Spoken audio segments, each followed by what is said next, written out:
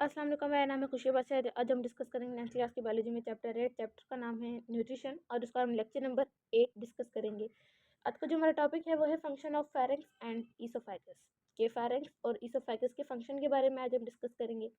अब जो फेरेंक्स है ना वो क्या है, ये एक पैसेज है, एक रास्ता है, ठीक है, फूड के लिए और एयर के लिए, ठीक है, जो कि तकरीबन 5 इंचज़ या 12.7 सेंटीमीटर लॉन्ग होता है, ठीक है। एक फ्लेक्सिबल फ्लैप होता है, ठीक है, टिश्यू का, जिसको हम एपिग्लोटिस बोलते हैं, जो कि रिफ्लेक्सिवली क्या करता है कि क्लोज करता है विंड पाइप को। जब हम खाने को क्या करते हैं कि स्वेलो करते हैं, जब हम खाना निगलते हैं ना, तो क्या है कि वो जो एपिग्लोटिस होता है वो क्या करता है, वो विंड पाइप को क्लोज कर देता है। मतलब हमारे पास 2 पाइप ऐसे एक साथ होते हैं, ठीक है, एक ये फूड वाला पाइप होता है, एक ये विंड वाला पाइप होता है। यहाँ पर होता है एक एपिग्लोटिस। जब हम सांस लेते हैं तो क्या है, फिर ये जो फूड वाला पाइप होता है ये उसको क्लोज कर देता है, और जो विंड वाला पाइप है उसको ओपन रखता है ताकि हम सांस ले सकें। और जब हम फूड को स्वेलो करते हैं, जब हम खाने को निगलते हैं, तो फिर ये क्या करता है कि ये ब्रीथ वाले पाइप की तरफ उसको विंड पाइप जो हमारा होता है, ब्रीथ वाला पाइप होता है जिससे हम सांस लेते हैं, ये उसको क्लोज कर देता है और फूड वाले पाइप को ओपन कर देता है, ठीक है, जिससे हम अपना खाना निगल सकें, ठीक। ये इसलिए करता है कि चॉकिंग ना हो। चॉकिंग मतलब जब खाते खाते हमें अचानक से खांसी लग जाती है ना, हमें वो ना हो, ठीक।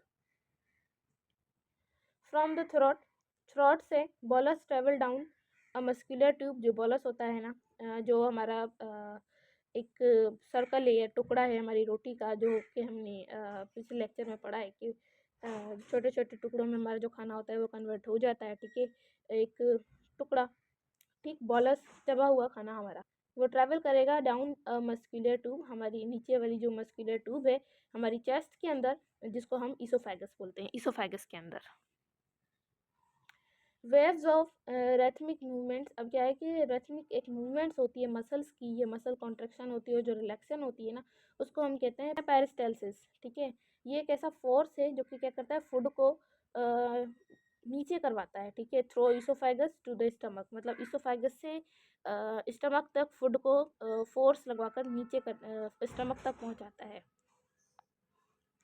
अ person normally is not aware of movement. एक नॉर्मल पर्सन इस मूवमेंट के बारे में नहीं जानता, ऑफ इस ईसोफेगस के मूवमेंट के बारे में, या स्टमक की मूवमेंट या इंटेस्टाइन की जो मूवमेंट्स हैं इनके बारे में नहीं जानता, जो कि take place as food pass through the digestive tract, जो कि हिस्सा लेती हैं या जो फूड को पास करवाती हैं पूरे डाइजेस्टिव ट्रैक्ट के अंदर, ठीक है, या डाइजेस्टिव ट्रैक्ट तक। एट द एंड, आखिर में, द ईसोफेगस जो है ना वो एक मस्कुलर रिंग होती है उसके पास, जिसको हम कहते हैं स्फिंक्टर, जो कि अलो करता है फूड को टू इंटर द स्टमक, कि वह स्टमक के अंदर इंटर हो, and then squeeze shut to keep, और स्क्वीज करता है फूड और फ्लूइड को कि from flowing back up into the oesophagus, के वो वापस बैकअप हो ईसोफेगस के अंदर। अब ये पेरिस्टाल्सिस की इमेज दी गई है। ऊपर लॉन्गिट्यूडनल मसल्स हैं, बाद में है, उसके बाद में सर्कुलेशन मसल्स हैं, और ये जो बीच में ये है बॉलस ऑफ फूड, मीन्स ये फूड आ रहा है और उसके बीच में ये ल्यूमेन है।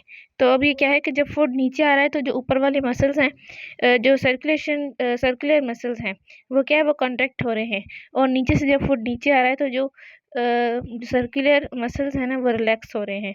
तो ये जो मसल्स की मूवमेंट है इसको हम पेरिस्टाल्सिस बोलते हैं।